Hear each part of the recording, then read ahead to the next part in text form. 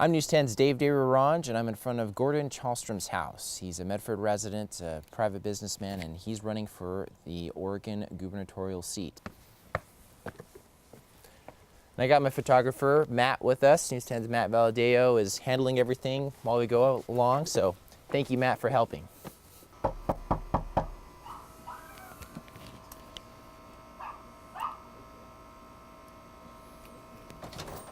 Hi. Hi there. How you doing? Good.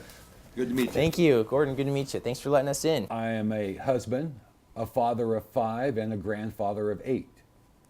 I'm a businessman right here in Medford, Oregon. I own CW Concrete. I closed it down last September 30th in moving in the direction of running for governor. My wife still has a business. We own Escape Tanning and Salon on East Jackson Street. And she's currently running that, and our son is one of the managers down there. She's running that right now? Yes, she's working there now as we speak. See. So how does your wife feel about you throwing your hat in the ring? She understands why I'm doing it, but she's not, and I'm not seeking the limelight, but she wants to be a wife, a mother, and a grandmother, and that's what her roles, and that's what she's very comfortable and very good at doing. So that's going to be her role. I'm not going to ask my family to do anything they're not comfortable doing. You know, I mean, I'm not going to ask them to. I'm not going to drag them on the campaign trail. That if they're not happy, that wouldn't show very well either. I've talked to my wife about it. There will be certain events that she'll be coming along for, but we have birthdays every month of the year. Anniversaries. With that many grandkids and children, there's always something going on. Why did you decide to jump in to run for governor? The recession of 2008 hurt my business, and then Oregon passed Measure 66 and 67 in 2009.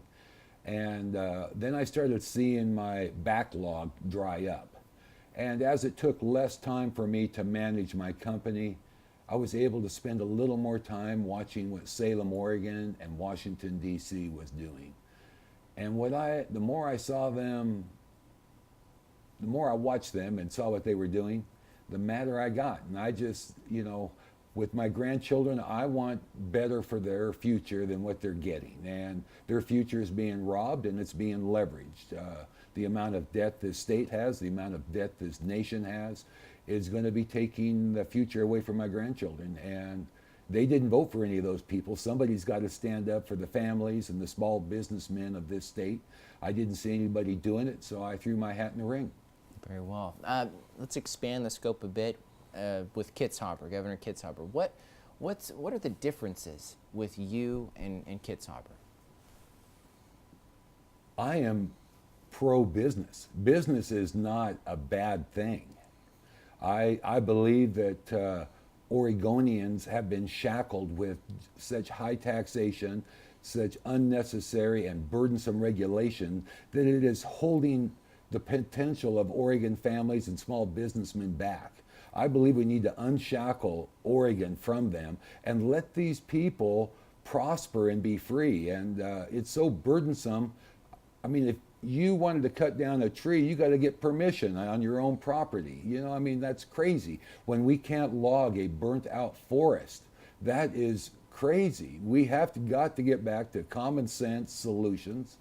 I'm a believer in KISS, keep it simple, stupid, and so it's not real difficult out there. We've got to put the families first, their children second, and businesses have got to be able to prosper in this state, or else, we are the people that feed the state.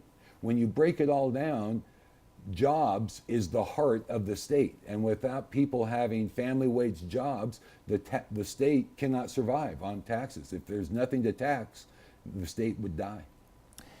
You're a Southern Oregon guy, a lot of the voters and decision makers, well, most of them, population-wise, are up in Portland and Eugene, things like that.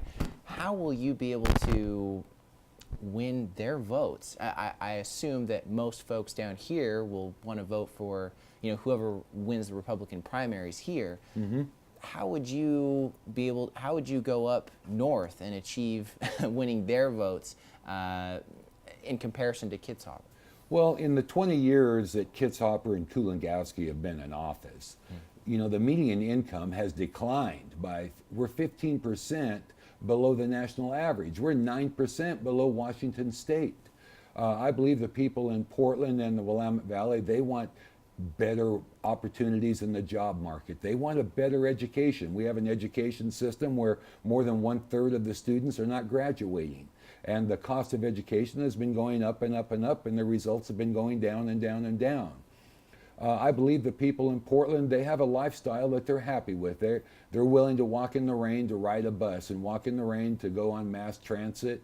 And we have to educate them that, you know, they're trying to lower their carbon footprint, and that's all fine and good. It works up there in a high density city. But if they don't allow us to get in and manage the forests, then the forest fire we had last summer, they wiped out 10 years of CO2 savings that Portland has attributed based to mass transit. We have got to manage the woods in a proper way, and then they can realize their efforts and savings, but we have got to get people back to work and manage the forest, or we will have cities burning. Oh, very well. Talking about education, you know, I know that some folks have probably been able to look at your website and listen to you and Bill Meyer talk. You know, you want to eradicate the Department of Education, right? I believe, yes, I believe, you know, it's more focused on the name of the mascots of the high schools than the product it's putting out. I mean, seriously, and I believe the Oregon Department of Education is a funnel for the federal mandates. You have teachers, students, and parents all complaining about Common Core. I believe we can get back to local control by eliminating Oregon Department of Education. You've got 197 school districts. They can set their own curriculum, teacher tenure, and teacher standards, and their school year. I think we could get an association of administrators together. They could set the standards and let the control come back to where it's best locally. Centralized control, the more centralized control we have in Salem, the worse the education has gotten. It's time to remove that centralized control, let it be handled locally. Very well. Your background, I read about it. I mean, you were one of the youngest Albertsons grocery managers in the history of Albertsons. Yes, that was back in the 70s. I started working for Albertsons when I was 17, and at 20 years old, I was running the grocery department. I love to learn. I'm aggressive. I developed a work ethic early on. I was picking fruit in the Willamette Valley to buy my school clothes. I delivered the Statesman Journal for a couple of years, and I've always been motivated to work. And that's a work ethic that served me fine in my business, and it will serve me fine when I become governor. All right, bringing it back down to the primaries, you know, everyone knows Richardson. You know, he's been involved. Everyone for a while. in this area knows. In this area, yes, knows sir. him. Well, explain more about that. Well, as I've been traveling around the state, he's not that well known throughout the state. He was a representative from Central Point. You know, he's not that well known. So I believe that there is a chance to upseat him. You know, he's been running longer than anybody. He has more name recognition. But I believe career politicians are not looked upon with glowing review. And quite honestly, lawyers aren't looked upon with a glowing review either. And I think he has a couple of strikes against him. Number one, he voted for Cover Oregon. He's out there campaigning against it. And now, you know, he's not being intellectually honest and letting the people know that he voted for it. He voted for the Oregon, the Columbia River crossing twice. And those are boondoggles. You know, they have been a big waste of money, both state and federal dollars. And I just think career politicians have been a problem. So that's the big reason why I'm running, and I'm one of the few candidates that has signed the front of a check. And as a businessman, I believe I know what the environment needs to be for businesses to prosper in the state. Very well. And with, I guess that is your take, a conservative, private business take rather than being someone who's familiar of Salem. Yes, Salem's gotten very dysfunctional. They're button heads. The left and the right are constantly fighting. I think a pragmatic business approach is something that people on the left and people on the right can buy. I'm not going up there trying to win points for the left or the right. I want to represent the families and the small businesses of this state.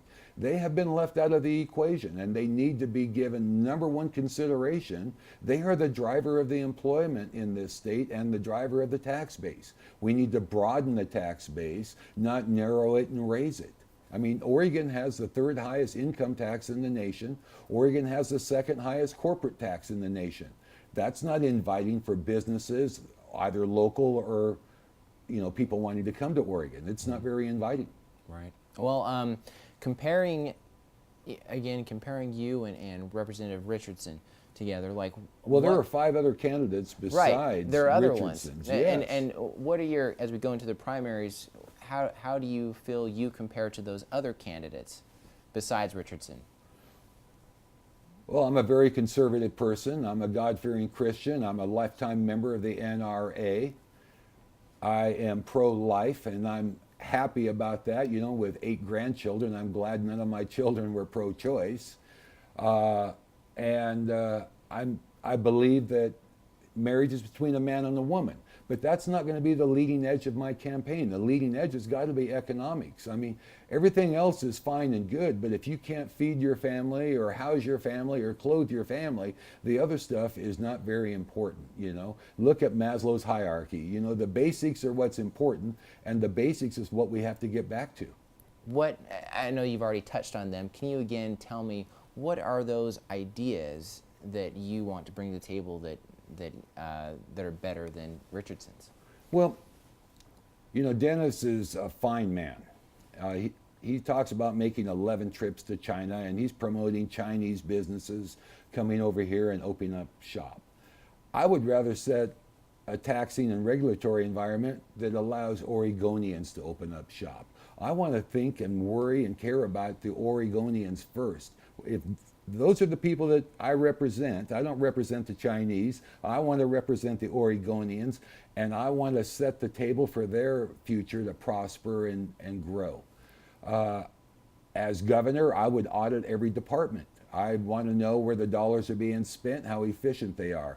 I believe I saw a survey or a report where for every 3.1 state employees, there's a supervisor. Well, that doesn't work in the private sector. It shouldn't work in the public sector.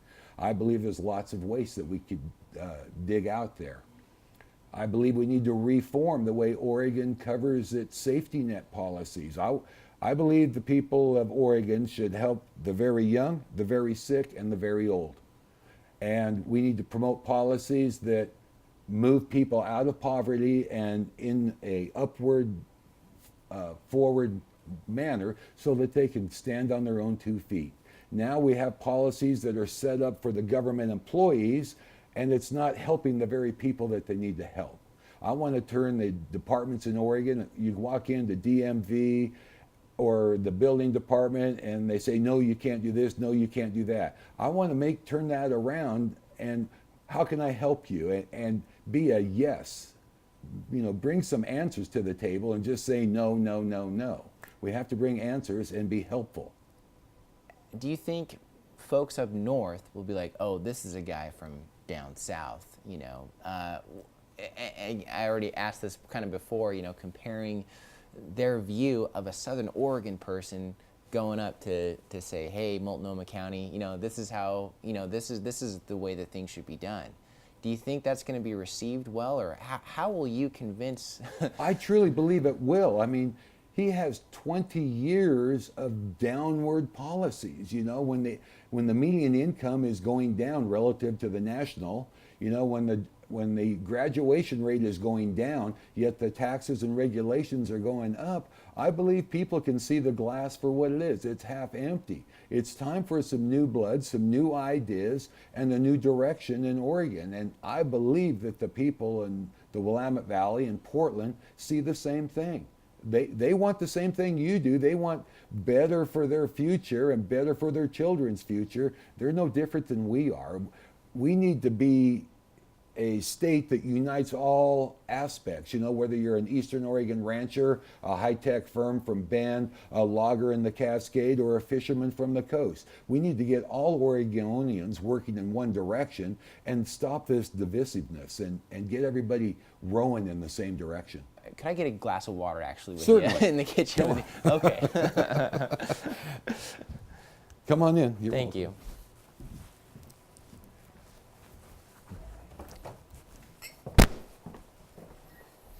Does your cameraman want one as well? Yeah, is that okay? Sure, we can handle that.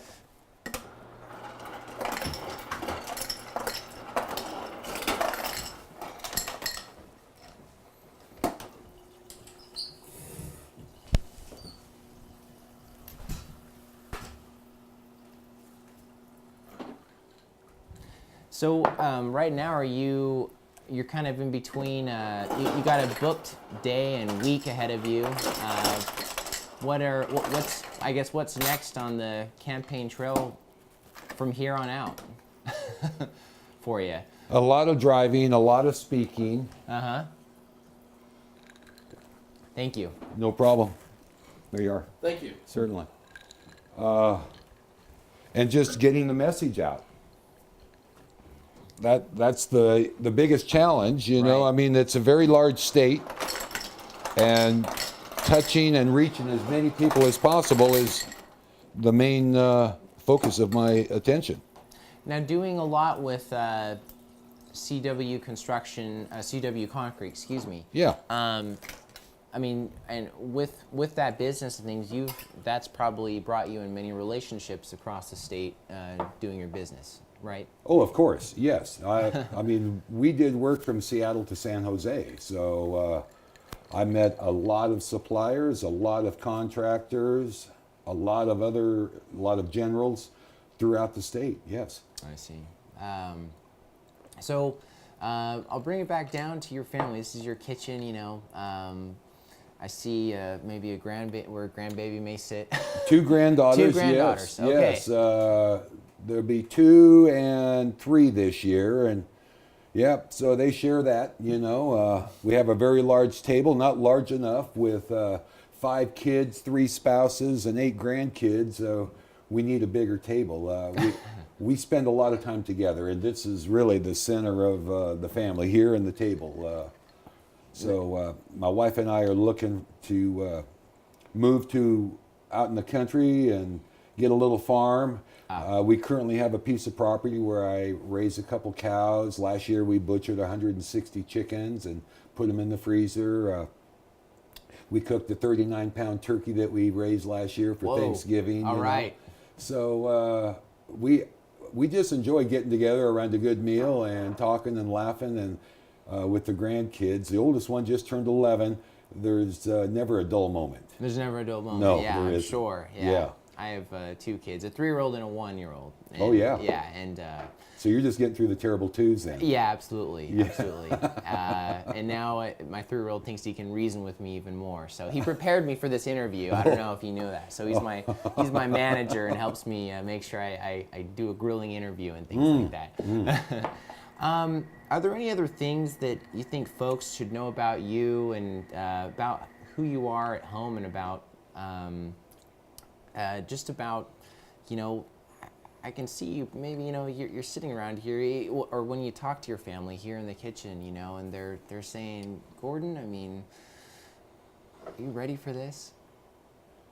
Well, yeah, I've got a couple of daughters that think I should be wearing, 3-piece suits, and I'm me. I've got to be comfortable with my own skin, and I've got my work boots on. When I'm done with this interview, I've got to go feed the cows and feed the chickens, and you can't wear patent leather shoes out there and do that and survive, So I'm very happy in my own skin.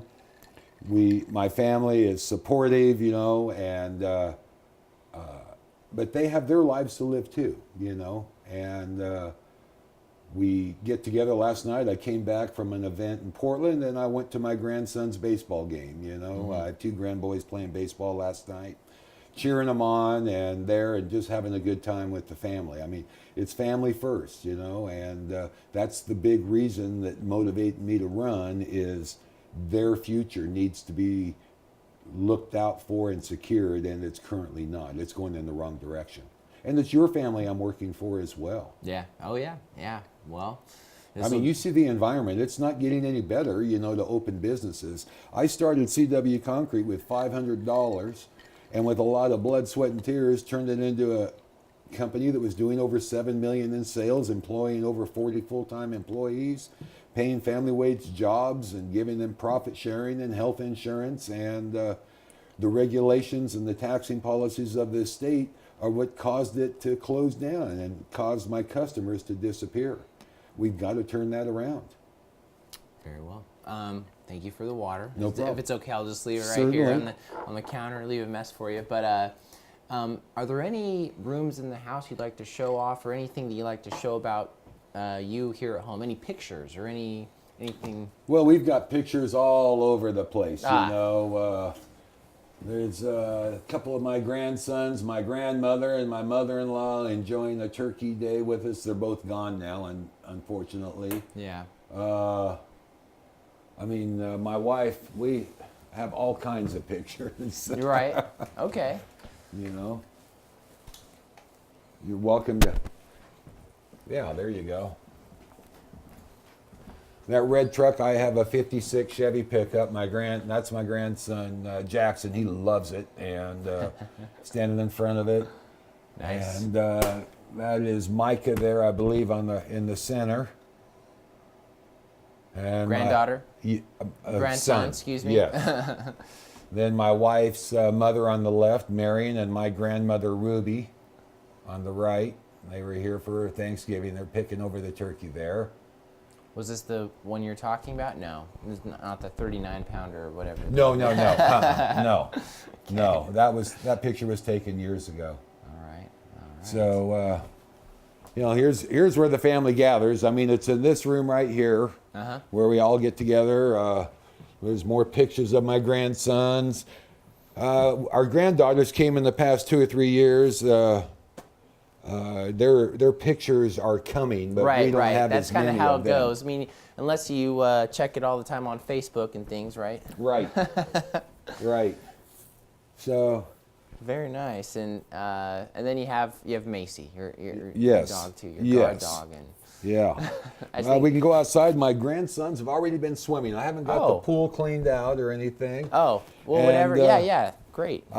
They can't wait. I came home the other day and they were out here swimming. Everything we have is built around the comfort of our grandkids, Yeah, right. I mean, you sure you don't swing in the pink swing right, over here? Right. Okay. You see? Yeah. And it's about the family. We love having them over here. That's the big reason we have the pool, is for the grandkids. And we just enjoy spending time with them. Very well. So, So how many grandkids then altogether? 8. 8 grandkids? 7 of them live right here in the valley. Yeah. Yeah. All right. So it's a handful. Yeah. But it's so much fun, Did you ever? I mean, you have a big family, a great family. So did you ever think that? I know that you told me, when you wanted to be a gubernatorial candidate, but when was that? when was that? Were you? You weren't always thinking about no one always thinks about doing it. No, I thought as I saw the state decline, and somebody has to do something. If not me, who? If not now, when? That's the question. And my wife and I, we could go off into the sunset and retire and do fine, but that still doesn't speak to the needs of the future generation and who's going to stand up and defend their future. And that's the bottom line. they deserve the same opportunity that I did. I see rules and regulations being submitted every day that take our rights away. I mean, I remember the days when I used to be able to ride in the back of a pickup without being strapped down. Now you got to have a seatbelt on. You know, I rode a bike without a helmet. I survived. Or why can't the children of today? When did we become such a nanny state? And why do we have to become such a nanny state? There's a cost affected to that. You know, it costs money to enforce these rules. And we have so many regulations. I don't think there's one department or one place in the state where you can find all the regulations are printed, or where one person knows them all. You have to have a good argument out there. I believe prosperity and freedom ring well. I mean, Ronald Reagan carried Oregon when he ran for president. Why can't we have a Republican governor? You have to have the same philosophy: lower taxation, more freedom, and prosperity. That's something that crosses all political lines, and I believe it's something that will resonate. We got a little garden we got to get finish working on. You know. Hey, it's still early spring. Right. Early enough. It's okay. Right. I know that you tend to animals and things. You said you got. You're going to be going to feed some cattle, or Yep. Okay. Cattle and chickens. Cattle when and I'm done chickens. here. Yeah. Yes. Okay. Yeah. What do your neighbors tell you? Like, do your neighbors ever, like, I'm sure. Can you quiet down? You know. I see. Yeah. You know, for the most part, no. Where we live our own private lives, and my neighbors don't bother me, and I try not to bother them. I try to be respectful of my neighbors around here. All right. Very well. Yeah. Cool. All right. Well, Right. thank Come you. on. No, the rest of the house is bedrooms. You know, Sure. I don't know. That's all right.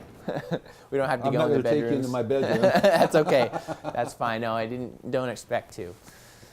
Well, very well. My wife and I, we burn fire. I like to cut trees down. That was another thing that came up. You know, that was about 3 years ago. I asked my wife to go get a firewood permit from the Forestry Service, and she came back and said the lady told her there's no trees in the forest to cut. You know, I mean, I can see trees to cut, you know, and I mean, it's gotten so dysfunctional. It's got to work, and it's got to work efficiently and smoothly. I mean, you can continue to throw money at it. I mean, it's like the education system. We had the strike this year. You know, the education system is not lacking resources. I mean, if you look at it that way, look at Portland. They spend on close to $14,000 per child. We spend a little over 11 here, but they have the highest dropout rate in the state. So I don't necessarily believe it's money.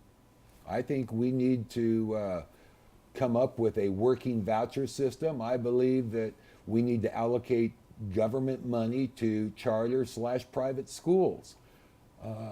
Right now, the graduation rate is about 64% in the state of Oregon. Charter and private schools have graduation rates over 95.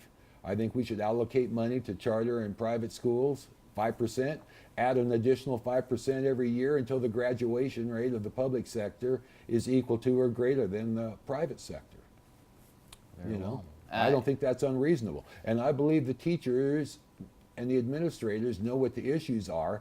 I don't pretend to know what they are, but they do. They're in the fight every day, and I believe with some competition, they would get in there and correct the issues. I see. In that way. Jobs. You have a phrase. You had a phrase in your video on your website about jobs. You know, and about. Elect a lawyer, you get more laws. Elect a businessman, you get more jobs. You know, and that's the basis of my campaign, is getting people to work. You know, so many politicians in Oregon, they want to see Oregon become a tourist state. You know, and tourism can be part of the equation, but you know, you're going to make minimum wage serving coffee, you're going to make minimum wage pumping gas, you're going to make minimum wage working in motel rooms and restaurants. You know, and a family cannot live on minimum wage. They're still going to be dependent on the state to help take care of their family. We need to develop family wage jobs. That's going to be reasonable logging and thinning in the forest, extraction of materials. You know, this country, everything that you have that are wearing is a resource. We are, you know, it's a resource-based country. We have got to be able to extract resources, farm resources, and harvest resources. I mean, that's what makes the world go round. And we are being inhibited and limited by radical environmental groups that want to stop all extraction. Well, that's not real world. You know, you cannot create wealth serving coffee. You know? Right. Well, Gordon, I mean, we've covered a lot of things. Unfortunately, I know we're the time. You know, I don't want to take too much time with this, and folks are watching this on YouTube and like, okay. And there's lots of other information I'm sure that folks can check out online as you continue your campaign trail and everything. The last question I want to kind of conclude. What do you think your critics will say about you? How will they frame you, or what do you anticipate them trying to say to have them not vote for you, have folks not? My lack of political experience. But I see it as an asset. You know, we have career politicians. Look at the economy of this state. It's been run by career politicians, and the direction the state's going in is wrong. You know, I just read today that Oregon is ranked 42nd for economic outlook. Oregon is ranked 43rd for educational outlook. I mean, we're near the bottom of the pack, but yet we have the second and third highest tax rates in the nation. There's something wrong there. You know, I believe a citizen politician is something our founding fathers promoted, that you go in, you affect change, and you go back to your family and your jobs. And I have not been bought and sold by anybody. My allegiance is going to be to the families and the small business owners of this state. Somebody, like I said, has got to look out for them, because they're currently being overlooked by all of the major candidates. And if they say one thing and do another, you know, they campaign out there, I want to help, but I don't see the help coming, and I haven't seen it coming. Very well. Gordon, thank you for letting us in your house, meeting you, and seeing who you are at home, and talking about the issues with you. I appreciate it. All right, thank you very much. And tell Macy, wherever you see her, thank you. She's sleeping somewhere. Okay. She's done her work. Yeah, tell her thank you as well. So. All right. Take care. Take care. Thank you.